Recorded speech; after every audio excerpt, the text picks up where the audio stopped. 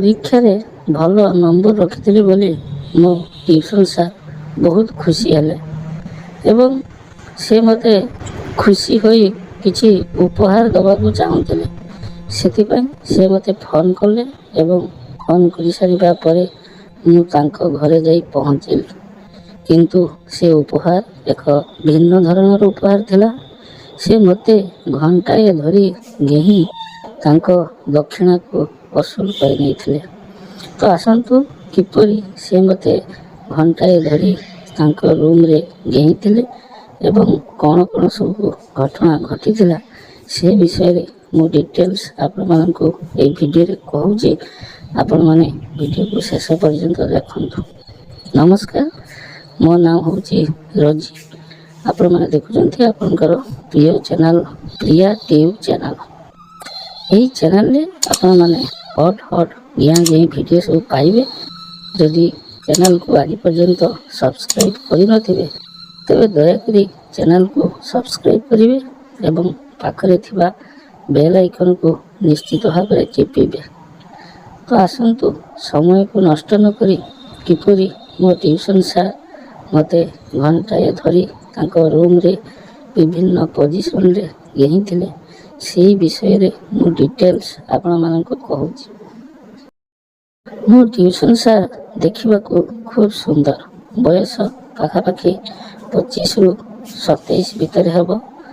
ସେ ମ୍ୟାଥରେ ପୁରା ପାରଙ୍ଗମ।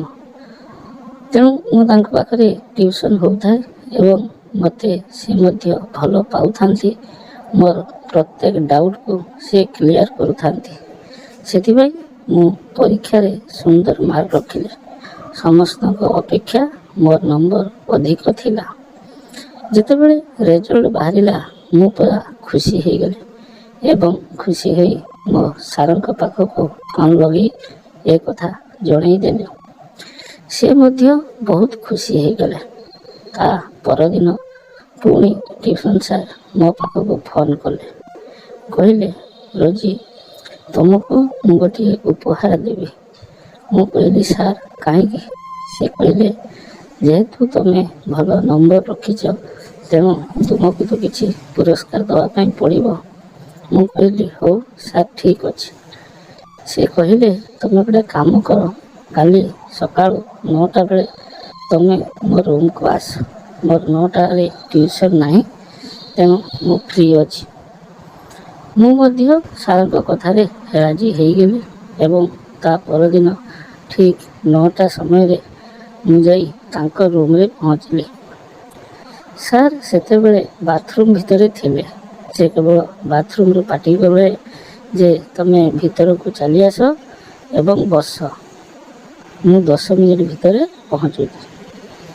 ତାପରେ ମୁଁ ଯାଇ ତାଙ୍କ ଡ୍ରଇଂ ରୁମ୍ରେ ବସିଲି ଏବଂ ଟିଭି ଦେଖିଲି। 5ରୁ 7 ମିନିଟ୍ ପରେ ଟ୍ୟୁସନ୍ ସାର୍ ବାଥରୁମ୍ରୁ ବାହାରିଲେ। ଖାଲି ଦେହ, ଗୋଟିଏ ପତଳା ଟାୱେଲ୍ଟିଏ ପିନ୍ଧିଥିଲେ ଏବଂ ଆଉ କିଛି ନାହିଁ। ପୁରା ସେକ୍ସି ଦିଶୁଥିଲେ। ତାଙ୍କୁ ଦେଖିଦେବା ମାତ୍ରେ କାହିଁକି କେଜାଣି ମୋ ଦେହ ପୁରା ଶୀତେଇ ଉଠିଲା। ତାପରେ ସାର୍ ଆସି ସୋଫା ଉପରେ ମୋ ପାଖରେ ବସିଲେ। କିଛି ସମୟ ପରୀକ୍ଷା ବିଷୟରେ କଥାବାର୍ତ୍ତା ହେଲେ। ଅନ୍ୟ ପିଲାମାନଙ୍କର ମାର୍କ ବିଷୟରେ ମଧ୍ୟ ପଚାରିଲେ। ଏମିତି ଆମେ ପାଖାପାଖି 10ରୁ 15 ମିନିଟ୍ ପର୍ଯ୍ୟନ୍ତ କଥାବାର୍ତ୍ତା ହେଲୁ। ତାପରେ ସାର୍ ଆସ୍ତେ ଆସ୍ତେ ମୋ ପାଖକୁ ଲାଗିକରି ଆସୁଥିଲେ ଏବଂ ପୁରା ମୋତେ ମୋ ଶରୀରକୁ ଲାଗିକି ସେ ବସି ପଡ଼ିଲେ।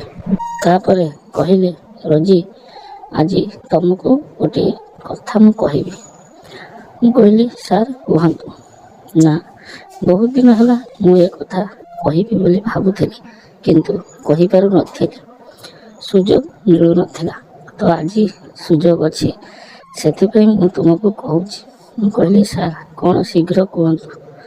ସେ କହିଲେ, ଦେଖ, ମୁଁ ତୁମକୁ ବହୁତ ଭଲ ପାଏ। ତାଙ୍କର ଏହି ଭଲ ପାଇବା କଥା ଶୁଣି ସାରିଲା ପରେ ମୋ ଦେହରେ ଆସ୍ତେ ଆସ୍ତେ ଉତ୍ତେଜନା ବୃଦ୍ଧି ପାଇଲା।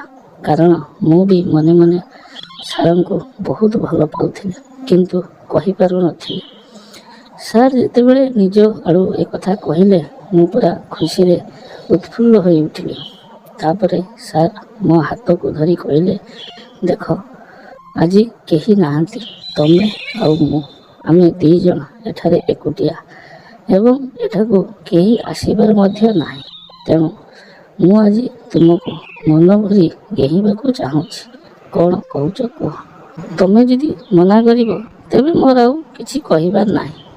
ଏଇ କଥା ସେ କହିଲେ। ମୁଁ କହିଲି, ସାର୍ ଦେଖନ୍ତୁ, ଆପଣ ମୋ ଅପେକ୍ଷା ବୟସରେ ବଡ଼ ଏବଂ ଆପଣ ମୋର ସାର୍, ତେଣୁ ମୋତେ କାହିଁକି ଏ କଥାଟି ଭଲ ଲାଗୁନାହିଁ। ସେ ତାପରେ ମୋତେ ତାଙ୍କ ଆଡ଼କୁ ଜାକି ନେଲେ ଏବଂ କହିଲେ, ଦେଖ ସାର୍ ଆଉ ଛାତ୍ରୀ, ଏ ବିଷୟ ଚିନ୍ତା କଲେ ଦୁନିଆରେ କିଛି କରିହେବ ନାହିଁ। ତମେ ଜଣେ ଝିଅ, ମୁଁ ଜଣେ ପୁଅ, ଏଇ କଥା ହିଁ ତମେ ଚିନ୍ତା କର, ଆଉ ଅଧିକ କଥା ଚିନ୍ତା କର ନାହିଁ। ଏଇ କଥା କହି ସେ ଆସ୍ତେ କିନା ମୋ ଦୁଧକୁ ଚିପୁଡ଼ିବାକୁ ଲାଗିଲେ। କିଛି ସମୟ ଦୁଧରେ ହାତ ବୁଲାଇଲେ। ସେତେବେଳକୁ ମୁଁ ପୁରା ହିଟ୍ ହେଇ ସାରିଥିଲି। ମୁଁ ଆଉ ନିଜକୁ ସମ୍ଭାଳି ପାରୁ ନଥିଲି। ସାର୍ ଯେତେବେଳେ ମୋ ଦୁଧକୁ ଚିପୁଡ଼ିବାକୁ ଲାଗିଲେ, ମୁଁ ଆଉ ମନା କରିପାରିଲି ନାହିଁ। ମୁଁ ଆସ୍ତେ କିନା ସେଇ ସୋଫା ଉପରେ ଶୋଇ ପଡ଼ିଲି। ତାପରେ ସାର୍ ଆସ୍ତେ ଆସ୍ତେ ମୋର କପଡ଼ା ଗୁଡ଼ିକୁ ଖୋଲିଦେଲେ। ମୋତେ ପୁରା ଲଙ୍ଗଳା କରିଦେଲେ ଏବଂ ସେ ପିନ୍ଧିଥିବା ଟାୱେଲଟିକୁ ମଧ୍ୟ ତାଙ୍କ ଦେହରୁ ଖୋଲିଦେଲେ। ଆମେ 2 ଜଣ ପୁରା ଲଙ୍ଗଳା ହେଇଗଲୁ। ବାସ୍, ତାପରେ କାମ ଆରମ୍ଭ ହେଲା।